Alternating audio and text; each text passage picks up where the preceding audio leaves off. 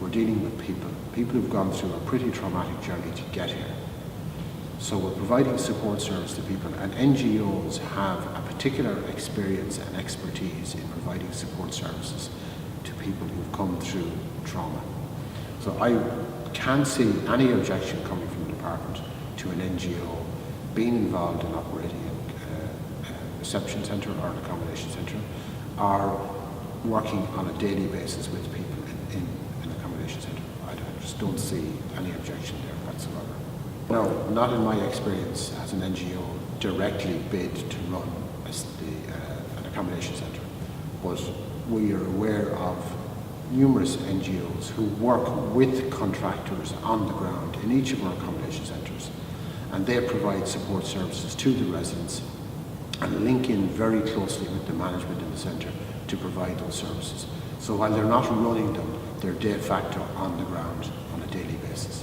Every person, every group of people, every business is entitled to bid for this business. There are no restrictions on it. It's not a closed shop. So an NGO can bid for the business in their own right. They must have a premises in which to provide accommodation and related services. They can also get into an arrangement with a commercial organisation who might have such a premises, and that the NGO would then go in and run the service and run the centre and provide support services to the residents therein. There are no restrictions on an NGO getting involved in this business whatsoever. In my experience, the ideal system is a system such as there is in Mosney. The front door is so crucially important to the person's dignity, to the person's self-worth, to the idea of children or a child or people in a family preparing their own meal, or children seeing their parents preparing the meal for them and nurturing them, and they can then be better persons themselves. That is, to us, the best system, with a speedy process that then gets people a decision on their application as quickly as possible. And that is the system that we are aiming for in RIA, and we were aiming for that in RIA last year, and that is still going on today. The self-catering model is the only model that meets all the requirements of the McMahon report and addresses the concerns of the people. And just on that, would your ideal system include NGOs in the process of?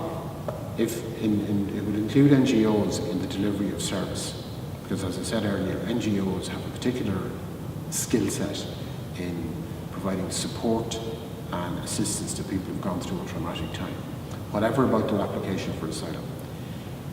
And there is an absolutely, yes, definitely a place for the NGO community in that space. And I don't think the department would be opposed to an NGO joining a conglomerate to come in and run and operate an accommodation centre as part of that bidding process. I just don't see that as being a problem whatsoever. The price is set at the time the bid is submitted, and it's fixed at that price for the contract period. And typically at the moment, the contract is for 2 years with an optional renewal of 2 more 1-year extensions. That price is fixed. If companies get paid 5 million or 6 million, they may be running 1 centre, they may be running 2 centres, they may be running 3 centres, but it's still the payment to the company. So that you need to look at how many people are being provided support services in terms of accommodation related services by that company for that money.